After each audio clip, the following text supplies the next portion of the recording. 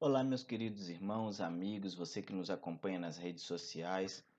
Hoje nós vamos dar prosseguimento a mais uma mensagem sobre o porquê creio. E hoje nós vamos estar falando sobre o porquê creio em Deus. Então, abra sua Bíblia no Salmo 53, versículo de número 1. Salmo 53, 1. Nós vamos ler este versículo. Diz o tolo em seu coração: Deus não existe. Corromperam-se e cometeram injustiças detestáveis. Não há ninguém que faça o bem. Iniciamos então este estudo de hoje com a pergunta mais popular do mundo. Afinal, Deus existe ou não existe? Esta pergunta tem se tornado tão popular durante os séculos que até ofusca todas as outras que a humanidade possa fazer.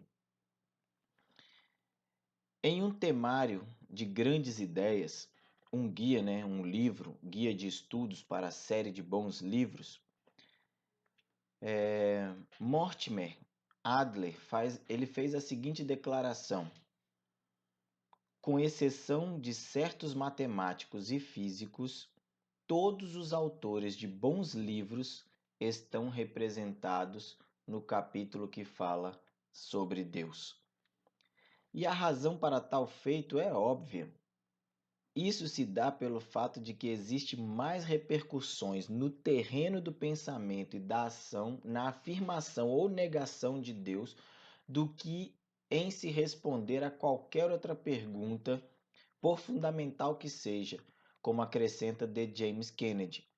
Diante desses pressupostos acima, surge então outra pergunta: por que devo acreditar que Deus existe? Para responder a esta pergunta, vejamos algumas verdades pontuais. E a primeira é: por que devo acreditar que Deus existe? Porque a criação revela sua existência. Gênesis, no capítulo 1, versículo 1, diz: no princípio, Deus criou os céus e a terra.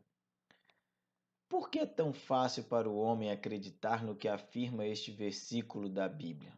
Ou desculpa, por que é tão difícil para o homem acreditar no que afirma este versículo da Bíblia? Ao estudar a complexidade dos ecossistemas existentes, é impossível dizer que não há uma mente superior que tenha planejado tudo isso. Quer um exemplo da natureza mais complexo do que o corpo humano? 1 Coríntios capítulo 12, versos de 12 a 31, a gente vê um relato de Paulo sobre a complexidade do corpo humano. Certamente não existe, e até hoje os cientistas buscam meios para entender o funcionamento de órgãos tão extraordinariamente enigmáticos como o cérebro e os olhos humanos. Os olhos humanos se apresentam como a maravilha das maravilhas.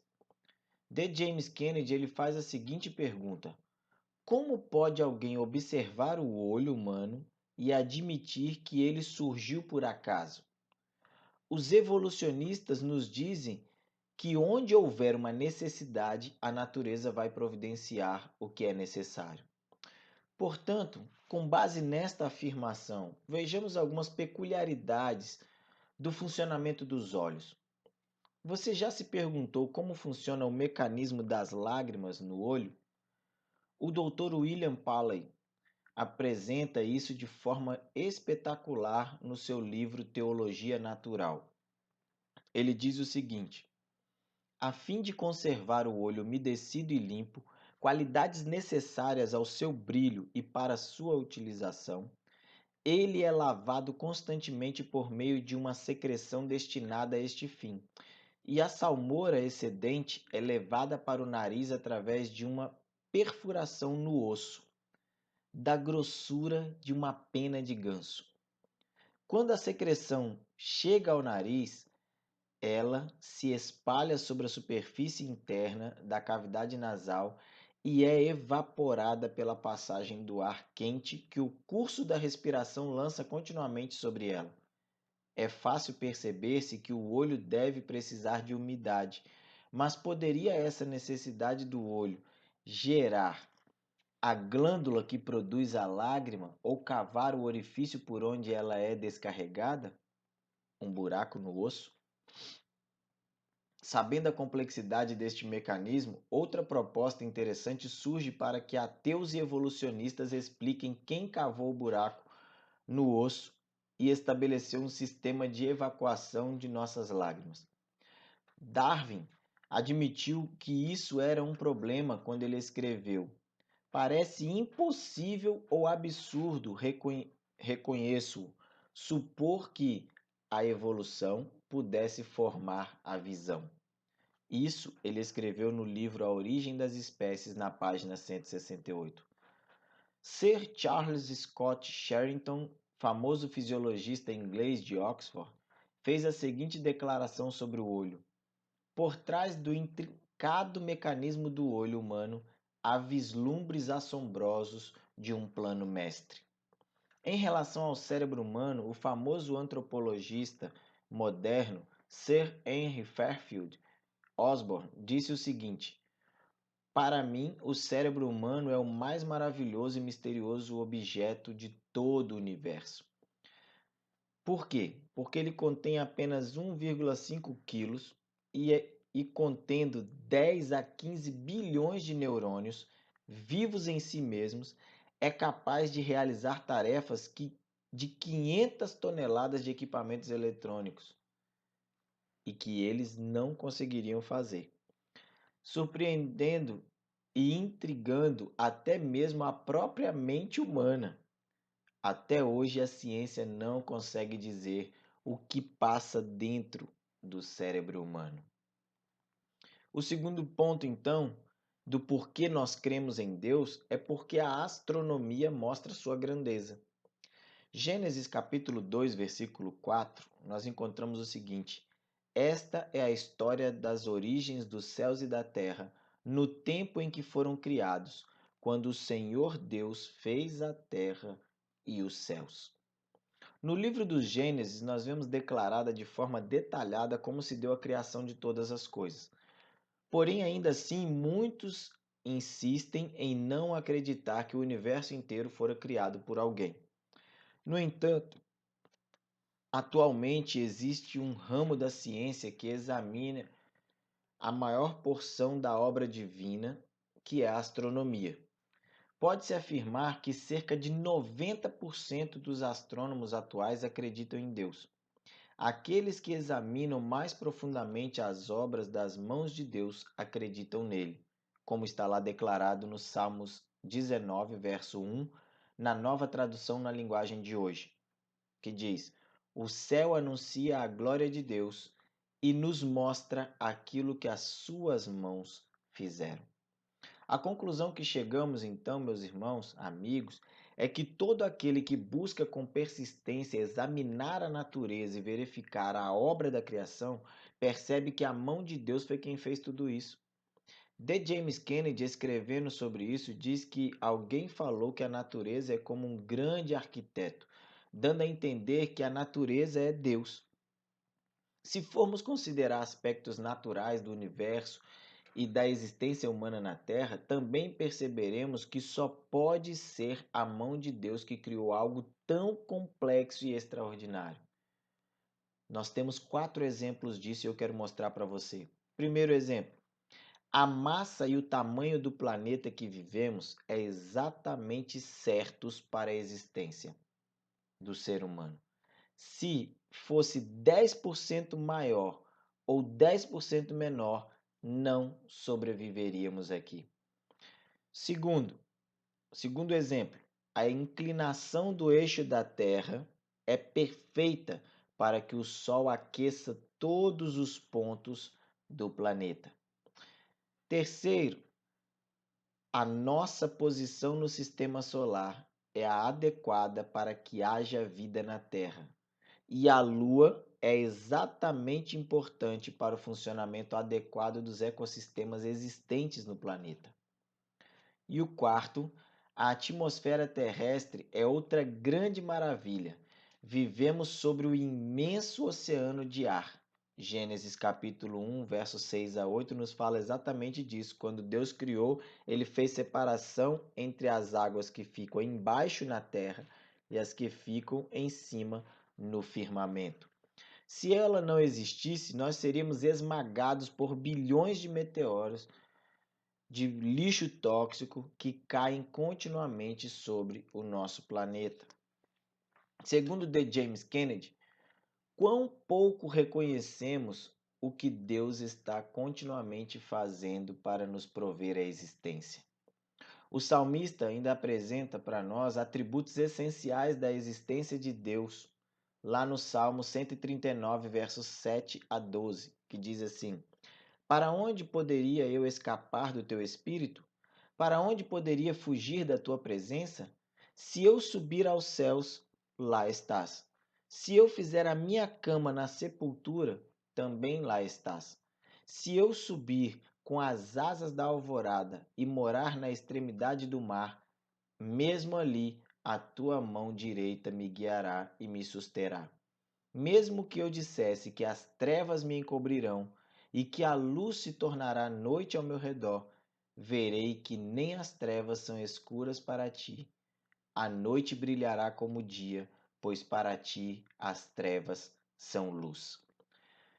Terceiro ponto, então, que nós encontramos do porquê nós cremos em Deus é porque a própria ciência confirma as obras de Deus. Por que devo acreditar que a criação revela a existência de Deus se a ciência já refutou todas as evidências com teorias como as do Big Bang e da evolução das espécies? Essa é uma pergunta comum e que muitas vezes nós fazemos. As Escrituras nos apresentam de forma bem clara a resposta para esta questão registrada nos escritos de Paulo aos Romanos. Romanos capítulo 1, verso 20 diz: Pois desde a criação do mundo, os atributos invisíveis de Deus, seu eterno poder e sua natureza divina, têm sido vistos claramente, sendo compreendidos por meio das coisas criadas, de forma que tais homens são indesculpáveis. Mas, pastor, isso não prova nada. Talvez seja essa a sua resposta para mim agora. Bom, eu poderia responder para você o seguinte: pode ser que para você realmente não prove nada, por se tratar de uma resposta dentro da minha religião, dentro da minha crença, dentro daquilo que eu acredito. Então, que tal nós olharmos, nós vermos dentro da ciência? James Reid, em seu livro Deus, o Átomo e o Universo, ele faz uma curiosa declaração acerca do que a ciência revelaria sobre Deus e a sua existência. Ele diz o seguinte: a ciência está preparando uma surpresa para a humanidade. Pelo menos será uma surpresa para aqueles que têm dúvidas sobre a Bíblia e sobre o Deus da Bíblia. Virá também surpresas para aqueles que se submetem à ideia errônea de que a ciência diminuiu o valor da Bíblia. Na realidade, poderá até chocar alguns cientistas que podem ficar assombrados ao descobrir que um fato novo revelado ou uma teoria aceita por eles prover mais um elo na cadeia de evidências que mostram que os fatos do universo sustentam as declarações bíblicas, inclusive a criação. Este mesmo autor, ele foi responsável por pesquisar durante anos na Bíblia algo que comprovasse a física clássica ou newtoniana e não encontrou nada. Porém, agora chega o século XXI e com ele a física quântica, com um conceito completamente novo sobre o universo. Quando descobertas científicas como a de Albert Einstein sobre a teoria da relatividade revelou a íntima relação entre a massa e a energia, ele logo observou que as novas descobertas científicas estavam estabelecendo ensinamentos apresentados nas Escrituras. A Bíblia, no livro dos Salmos, faz a seguinte declaração: Salmos 19:1. Os céus declaram a glória de Deus, o firmamento proclama a obra das suas mãos. E Einstein acrescenta a seguinte declaração em relação à existência de Deus. Revista Galileu, número 132, de julho de 2002. Acredito no Deus de Spinoza, que se revela na harmonia e na ordem da natureza. Tiago capítulo 2, verso 19 diz o seguinte: Você crê que existe um só Deus? Muito bem, até mesmo os demônios creem e tremem. Com base neste versículo, trazemos então uma outra citação da revista Galileu de julho de 2002. Diz o seguinte: ainda que a ciência não consiga encontrar explicações absolutas para os mistérios da fé, há evidências de que ela se manifesta na vida de todo ser humano, mesmo que não esteja relacionada à religiosidade. Mesmo com todo o universo e a ciência diariamente comprovando mais e mais que existe um ser superior que criou, dirige e governa todas as coisas, sempre haverão pessoas, sempre continuarão existindo pessoas que não acreditarão em Deus.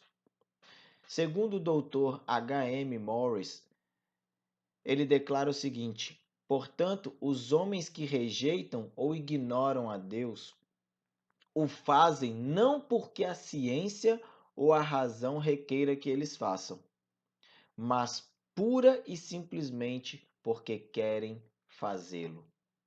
A estes, Paulo responde da seguinte maneira: Romanos capítulo 8, Romanos capítulo 1, verso 28. Diz assim: visto que desprezaram o conhecimento de Deus, ele os entregou a uma disposição mental reprovável para praticarem o que não deviam. Concluindo então o nosso pensamento, não apenas estas são as razões convincentes para se crer na existência de Deus, mas também cremos porque cremos em Jesus Cristo. Hebreus capítulo 1, verso 1 e 2 diz o seguinte: há muito tempo Deus falou de muitas maneiras, de muitas vezes e de muitas maneiras aos nossos antepassados por meio dos profetas. Mas nestes últimos dias falou-nos por meio do Filho, a quem constituiu herdeiro de todas as coisas e por meio de quem fez o universo. Toda a obra descrita a respeito de Jesus nos evangelhos, que nós encontramos aqui, nos evangelhos, nos convencem da existência de Deus e do seu plano redentor para a humanidade. O que tem o incrédulo a oferecer diante disso, então? W.O. Saunders escreveu à revista American Magazine a seguinte declaração acerca de sua pessoa. Ele disse o seguinte: eu quero lhes apresentar uma das pessoas mais solitárias e infelizes do mundo. Eu estou falando a respeito do homem que não acredita em Deus. Eu posso acrescentar-lhes um homem assim porque eu sou um deles. E me apresentando a vocês, estarão sendo apresentados ao agnóstico, ao cético de sua própria vizinhança. Porque ele está em toda parte. Você vai se surpreender com o fato de que o agnóstico inveja a sua fé em Deus, a sua crença nos céus e na vida futura, e a sua abençoada certeza de encontrar-se com seus amados numa vida em que não existirão tristezas e dor. Ele daria tudo para possuir uma fé assim e ser confrontado por ela ou confortado por ela. Para ele só existe a sepultura. A única coisa que permanece é a matéria. Depois da sepultura, a única coisa que ele vê é a desintegração do protoplasma de sua vida psíquica. Mas essa visão materialista eu não encontro nem êxtase e nem felicidade. Para ele, este mundo é uma jangada manhosa, à deriva nas insondáveis águas da eternidade, sem horizonte à vista. Seu coração dói por cada vida preciosa embarcada nessa jangada. Vagando, vagando, vagando, ninguém sabe para onde. Diante disso, precisamos não apenas crer em Deus, mas também nos arrepender de nossos pecados. É meu desejo sincero que esta mesma certeza possa ser a sua, se é que você ainda não a possui. Eu posso perguntar então, a partir de hoje, você confia em Deus? Você acredita nele? Você acredita que ele é o Criador de todas as coisas?